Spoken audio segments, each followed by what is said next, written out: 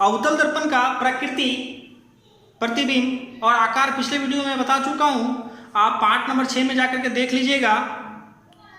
तो इसमें अब आ रहे हैं,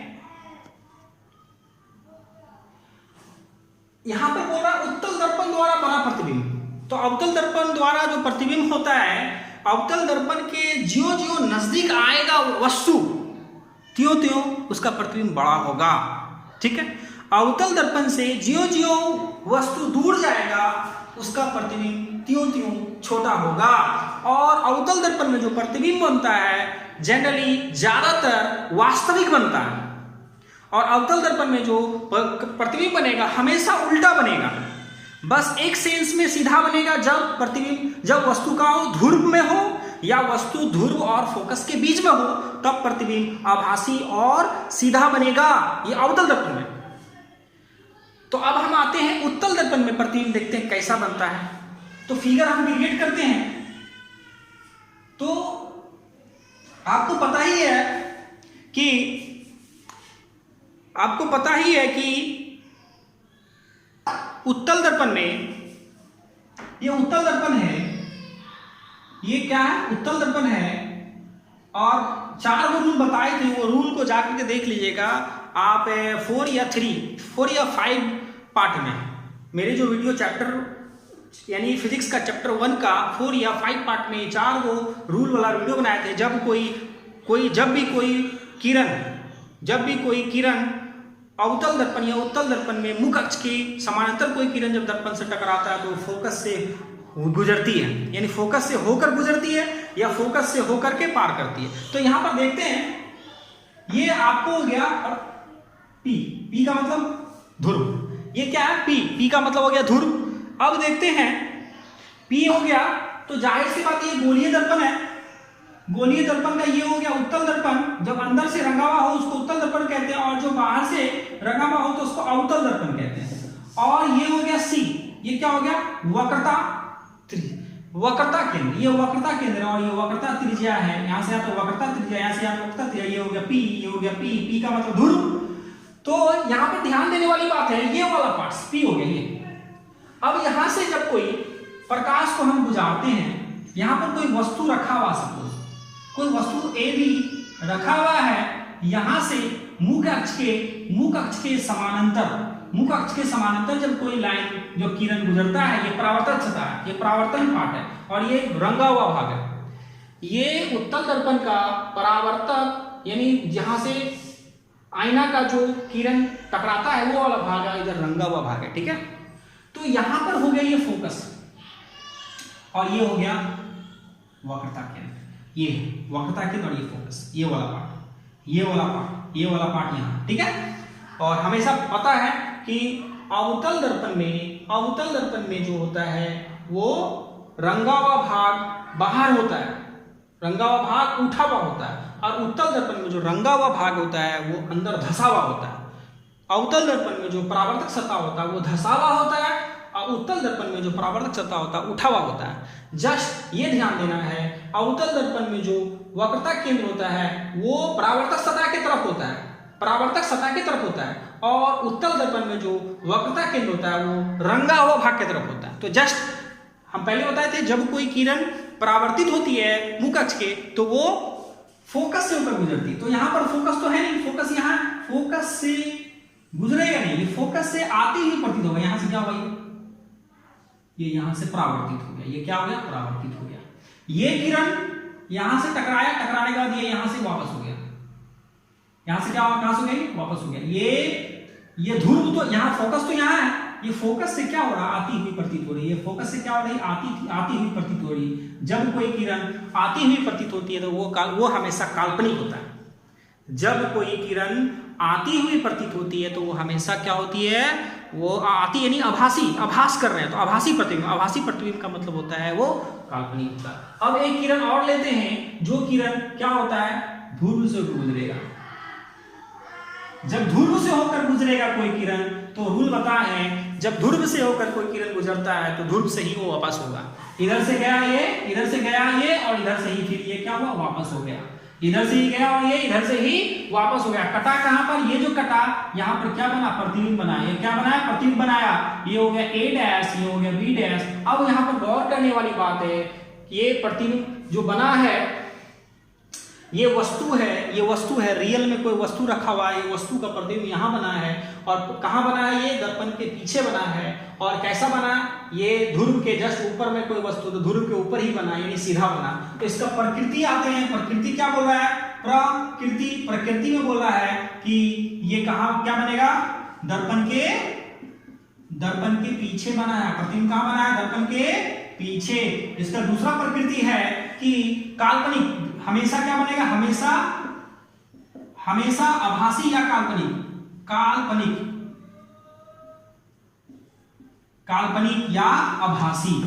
या आभासी के अलावा क्या बनेगा, और सीधा बनेगा। इसका हमेशा काल्पनिक और आभासी और सीधा प्रतिबिंब बनेगा। और कैसा प्रतिबिंब बनेगा, सीधा प्रतिबिंब बनेगा, इसे नोट कर लेना। और तीसरा पॉइंट ये है, इसमें जो उत्तल दर्पण में जो प्रतिबिंब बनेगा, हमेशा जो वस्तु होगा उसके जस्ट छोटा बनेगा। हमेशा क्या बनेगा, हमेशा वस्तु से छोटा बनेगा, छोटा बनेगा। ठीक है, अब हम फिर से इसको रिपीट कर देते हैं ताकि आप लोग का माइंड में घुस जाएगा। उत्तल दर्पण में जो प्रतिबिंब बनेगा हमेशा वस्तु से छोटा बनेगा, जो वस्तु होगा उससे छोटा बनेगा। और दूसरी बात, काल्पनिक बनेगा। काल्पनिक मतलब ये हो गया कि दर्पण के पीछे बन रहा है। जब दर्पण के पीछे कोई प्रतिबिंब बनता है तो वो काल्पनिक होता है, और दर्पण के जब आगे कोई प्रतिबिंब बनता है तो वो वास्तविक होता है। पहले ही बता दिए। और ये जो है उत्तल दर्पण का प्रतिबिंब जो होगा वो हमेशा सीधा होगा। सीधा का मतलब ये देखिए, ए बी, ये मुख अक्ष के ए बी ऊपर में, ये भी मुख अक्ष के ऊपर में, यानी हमेशा सीधा बनेगा। प्रतिबिंब जो है हमेशा सीधा बनेगा, नोट करने वाली बात है, और हमेशा उल्टा बनेगा। ठीक है, अब अवतल दर्पण के बारे में बताए थे। अवतल दर्पण में प्रतिबिंब जो है जैसे जैसे अवतल दर्पण के नजदीक जाएगा वैसे वैसे अवतल दर्पण का प्रतिबिंब क्या होगा, बड़ा बनेगा। अवतल दर्पण से जैसे जैसे वस्तु दूर रखा जाएगा वैसे वैसे उसका प्रतिबिंब छोटा बनेगा। एक point, very very important point, कि अवतल दर्पण में कहां पर रखेंगे वस्तु जो प्रतिबिंब एकदम सेम होगा, समान होगा। तो अवतल दर्पण में वस्तु को वक्रता केंद्र पर, जब वक्रता केंद्र पर कोई वस्तु को रखते हैं अवतल दर्पण में, तो उसका प्रतिबिंब हूबहू सेम बनेगा, और उल्टा तो खैर रहेगा ही। ठीक है, वीडियो को पसंद है लाइक कीजिए। आगे नेक्स्ट देखते हैं क्या है।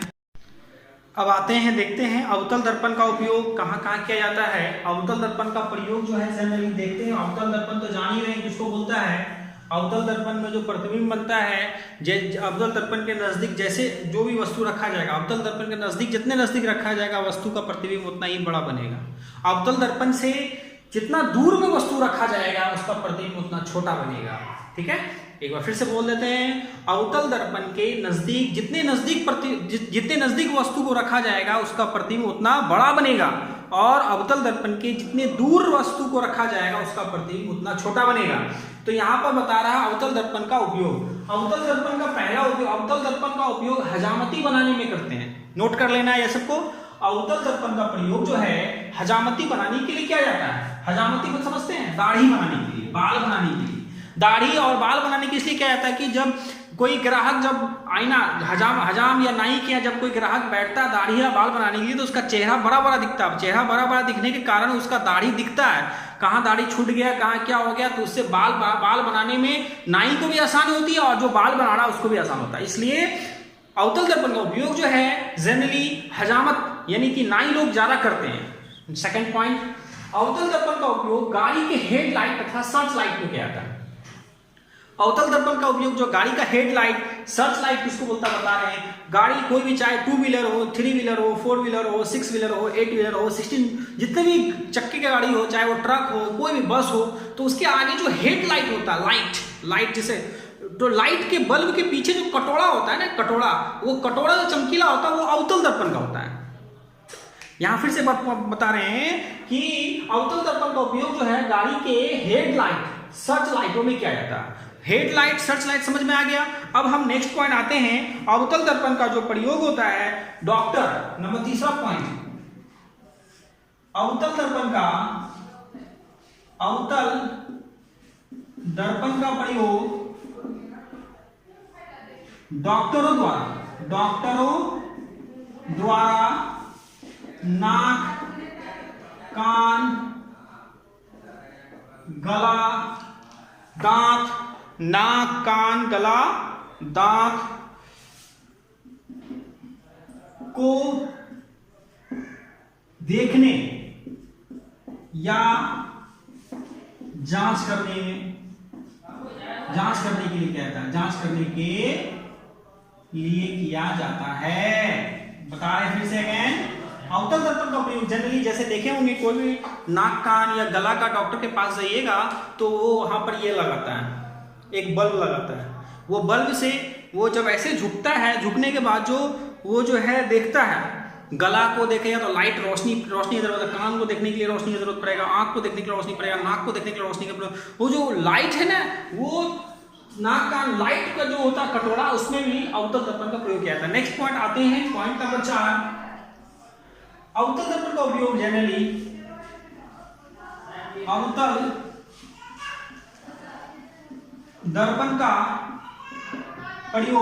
दर्पण का प्रयोग जो होता है वो सौर सेल या सौर कुकर। अवतल दर्पण का प्रयोग सौर सेल या सौर कुकर, सोलर कुकर, इसको सौर कुकर के रूप में किया जाता है, ताकि सूरज की गर्मी उस अवतल दर्पण अवशोषित करके खाना बनाने में काम करेगा, या चार्ज करके सेल को चार्ज करेगा, चार्ज करने के बाद वो शाम में वो ऑटोमेटिक जल जाएगा। तो यही है सौर सेल का अवतल दर्पण का उपयोग। अब हम आते हैं उत्तल दर्पण का प्रयोग। उत्तल दर्पण का प्रयोग जो है जनरली मोटर गाड़ी उत्तल दर्पण का प्रयोग देख लेते हैं। तो यहां पर आते हैं नेक्स्ट पॉइंट, इंपॉर्टेंट पॉइंट ये भी है, उत्तल दर्पण का प्रयोग, उत्तल दर्पण का उपयोग जनरली जो होता है वो गाड़ी के साइड मिरर के रूप में किया जाता है। गाड़ी के किस में किया जाता है? साइड मिरर के रूप में। अब गाड़ी का साइड मिरर क्या होता है वो हम बताने जा रहे हैं। तो उत्तल दर्पण का उपयोग जो है गाड़ी के साइड मिरर में। तो नंबर फर्स्ट पॉइंट, एक ही पॉइंट है इसमें, उत्तल दर्पण का प्रयोग गाड़ी मोटर या गाड़ी मोटर कार, बस आदि के साइड मिरर का मतलब होता है साइड वाला आईना। साइड मिरर का मतलब हो गया साइड वाला आईना। साइड मिरर के रूप में किया जाता है। मोस्ट इंपॉर्टेंट क्वेश्चन है ये। तो अब आते हैं इस पे थोड़ा कुछ समझ लेते हैं, ठीक है। अगर कोई दिक्कत होगा तो कमेंट सेक्शन में जरूर कमेंट कीजिएगा, थोड़ा सा हम समझा देते हैं। ये जो उत्तल दर्पण का प्रयोग जो गाड़ी के साइड मिरर, बस, कार, मोटर कार, ये सब के रूप में किया जाता है, ये तो ठीक है, उपयोग है। लेकिन एक क्वेश्चन बनता है, इससे 2 क्वेश्चन बन रहा है, आप लोग समझ लीजिएगा। अगर समझ कर नोट करना चाहिए तो नोट कर सकते हैं, इंपॉर्टेंट क्वेश्चन ही मानिए। क्वेश्चन ये है कि उत्तल दर्पण का प्रयोग गाड़ी या बस या किसी भी गाड़ी के साइड मिरर के रूप में क्यों किया जाता है? तो हमको पता है कि उत्तल दर्पण का प्रतिबिंब कैसा बनता है। अभी जस्ट मैं बताया हूं, उत्तल दर्पण का प्रतिबिंब जो होता है हमेशा वस्तु से छोटा बनता है। वस्तु से क्या बनता है? छोटा बनता है और हमेशा सीधा बनेगा। वस्तु से छोटा और वस्तु से सीधा प्रतिबिंब बनेगा। जब हम गाड़ी चलाते हैं तो गाड़ी के लेफ्ट और राइट साइड में, चाहे वो 2 व्हीलर हो, 3 व्हीलर हो, 4 व्हीलर हो, गाड़ी के लेफ्ट साइड, राइट साइड या फ्रंट में कैमरा, ये दर्पण होता है। वो दर्पण जो है, वो दर्पण से जो है हम क्या करते हैं, पीछे वाला क्या घटना घट रहा वो देखते हैं। पीछे से कौन गाड़ी आ रहा, पीछे से ट्रक आ रहा, बस आ रहा, क्या आ रहा वो देखते हैं। उससे उस आईना से देखने से ये पता चलता है कि बड़ा गाड़ी भी है तो वो बड़ा गाड़ी छोटा दिखेगा और बड़ा स्पेस दिखाई पड़ेगा। तो बड़ा स्पेस दिखने के कारण जो है मोटर चालक जो गाड़ी चला रहा है, साइड मिरर से देखने के बाद देखा हाँ बहुत स्पेस, तो वो घबराता नहीं, वो आसानी से गाड़ी चला करके ऑटोमेटिक साइड ले लेगा, वो गाड़ी को पास होने देगा। इसलिए कहा जाता है उत्तल दर्पण का प्रयोग जो होता है वो गाड़ी के साइड मिरर के रूप में किया जाता है। Important question. एक क्वेश्चन और पूछता है कि अवतल दर्पण का उपयोग जो है नाई हजामती में क्यों करते हैं? बहुत इंपॉर्टेंट पॉइंट है। अवतल दर्पण का उपयोग जो है, समझा चुके हैं, अवतल दर्पण का जो उपयोग जो है वो हजामत या नाई लोग इसलिए करते हैं क्योंकि अवतल दर्पण से जो प्रतिबिंब बनता है, अवतल दर्पण के जितने नजदीक होगा वस्तु, प्रतिबिंब उतना बड़ा बनेगा। और जब प्रतिबिंब बड़ा बनेगा तो जाहिर सी बात है दाढ़ी बनाने में आसानी होगा। अगर कोई दाढ़ी छूट जाएगा तो बड़ा चेहरा दिखने का, तो वो दाढ़ी नजर आएगा और आसानी से बन सकता है। ठीक है, अब हम नेक्स्ट आते हैं। नेक्स्ट क्या है, आइए देखते हैं नेक्स्ट क्या है। गोलीय दर्पण की एक चिन्ह परिपाटी के नियम। ये भी जनरली अंक गणित चैप्टर नंबर 1 के अंक गणित बनाने में ये बहुत ही इंपॉर्टेंट रोल अदा करेगा, तो इसको समझ लेना है और कॉपी में नोट कर लेना है। इसको भी कॉपी में नोट करना है। इसमें क्या है, गोलीय दर्पण के चिन्ह परिपाटी के नियम। तो गोलीय दर्पण के चिन्ह परिपाटी के 4 नियम हैं। 4 नियम क्या क्या है, यहां हम फिगर ड्रॉ करके बताने जा रहे हैं। फिगर ड्रॉ करके हम बताने जा रहे हैं। ये सपोज गोलीय दर्पण है और गोलीय दर्पण, सपोज ये गोलीय दर्पण, सपोज ये गोलीय दर्पण, ये गोलीय दर्पण का ये क्या अवतल दर्पण है। ठीक है, गोलीय दर्पण का अवतल दर्पण है, इस टाइप से देख लेना है। ठीक है, अब हम देखते हैं। तो पहला रूल क्या है, दर्पण के मुख्य अक्ष या प्रधान अक्ष, जानते ही दर्पण के मुख्य अक्ष और प्रधान अक्ष किसको बोलता है। तो गोली, मान लीजिए सपोज ये गोलीय दर्पण है, सपोज ये गोल है, इसलिए गोलीय दर्पण। सपोज ये गोलीय दर्पण है, तो गोलीय दर्पण का मुख्य अक्ष यही हो गया। गोलीय दर्पण का मुख्य अक्ष ये हुआ है ना, ये गोलीय दर्पण का मुख्य अक्ष ये हुआ। तो मुख्य अक्ष या प्रधान अक्ष को निर्देशांक x अक्ष माना जाता है। तो इसको मान लिए x, इसको मान लिए x और इसको मान लिए x डैश। ये जो x और x डैश है ये हो गया प्रधान अक्ष। ये पहला रूल था। क्या था, ये पहला रूल था। अब हम आते हैं गोलीय दर्पण के ध्रुव को मूल बिंदु मानते हैं। ये ध्रुव है गोलीय दर्पण की, ये क्या ध्रुव, ध्रुव का मतलब C, ध्रुव का मतलब C। इसलिए बहुत सारा वीडियो में मूल बिंदु का चर्चा चला है। ठीक है, तो ये मूल बिंदु हो गया। ठीक है, सॉरी, ये हो गया ध्रुव, ये हो गया ध्रुव। इसको बोलते हैं हम, क्या बोलते हैं इसको, P। इसको हम मानते हैं निर्देशांक, इसको मानते हैं निर्देशांक। किसको मानते हैं निर्देशांक, इसको मानते हैं निर्देशांक। जब हम इसको निर्देशांक मानेंगे, यहां पर ध्यान देने वाली, ये ध्रुव है दर्पण का, ये ध्रुव, ध्रुव को P से डिनोट करते हैं। इसको जब हम निर्देशांक मानेंगे, ये दूसरा रूल हो गया। तीसरा रूल, ये हो गया ध्रुव, ये हो गया ध्रुव, ये हो गया कौन सा दर्पण, उत्तल दर्पण, और ये कौन सा दर्पण हो गया, अवतल दर्पण हो गया। ठीक है, अब हम आते हैं गोल आपतित किरण की दिशा में ली गई दूरी धनात्मक, आपतित किरण के दिशा में, ये मान लिया आपतित किरण। क्या है, ये आपतित किरण, ये क्या है, ये आपतित किरण, ये क्या आपतित किरण। आपतित किरण के दिशा में ली गई जो होती है वो क्या होती है, प्लस होती है। क्या होती है वो, नोट कर लेना। आपतित किरण के दिशा में जो होगा वो क्या होगा, आपतित किरण के दिशा में जो होगा वो प्लस में होगा, और आपतित किरण के विपरीत दिशा में जो होगा वो माइनस में होगा। ये प्लस में होगा और ये क्या चीज होगा, माइनस में होगा। ये आपको प्लस में होगा तो ये क्या चीज होगा, माइनस में होगा, ये माइनस में होगा। अब हम आते हैं इसके विपरीत में माइनस होगा, या दर्पण के सामने की दूरी ऋणात्मक। तो दर्पण का सामने कौन है, ये दर्पण के सामने, ये इधर आ गया, ये प्लस हो गया, ये दर्पण का सामना हो गया तो ये माइनस हो गया, दर्पण के पीछे जो बना वो प्लस हो गया। दर्पण के सामने, ये दर्पण के सामने हो गया, ये परावर्तक सतह जिधर होता है ना, जिधर परावर्तक सतह होता है ना, ये परावर्तक सतह हो गया, ये रंगा हुआ भाग हो गया, ये परावर्तक सतह। तो परावर्तक सतह जो होगा वो प्लस होगा, परावर्तक सतह जो होगा वो क्या होगा, माइनस होगा। परावर्तक सतह जो होगा क्या होगा, क्या बोल रहा है यहाँ पर, फिर से देखते हैं। या दर्पण के सामने की दूरी ऋणात्मक, तो ये जो होगा माइनस होगा, और दर्पण के पीछे की जो होगा वो क्या होगा, माइनस होगा। दर्पण के सामने की दूरी ऋणात्मक, दर्पण के सामने की दूरी क्या होगा, ऋणात्मक होगा, और दर्पण के पीछे क्या होगा, प्लस में होगा। अब आगे देखते हैं, इसके पीछे की दूरी धनात्मक, तो पीछे की दूरी धनात्मक दे दी है। मुख्य अक्ष के ऊपर ली गई धनात्मक, ये मुख्य अक्ष है, मुख्य अक्ष के ऊपर ये टोटल प्लस हो जाएगा, और इधर क्या होगा, माइनस हो जाएगा, ये क्या हो जाएगा, माइनस हो जाएगा। तो यही रूल है, इसको नोट कर लेना है। एक रूल और है, ये रूल है कि अवतल दर्पण की फोकस दूरी हमेशा घटा में होता है, और उत्तल दर्पण की फोकस दूरी होती है वो हमेशा प्लस में होता है। सबको नोट कर लेना, फेयर। ठीक है, अब हम आते हैं नेक्स्ट, देखते हैं क्या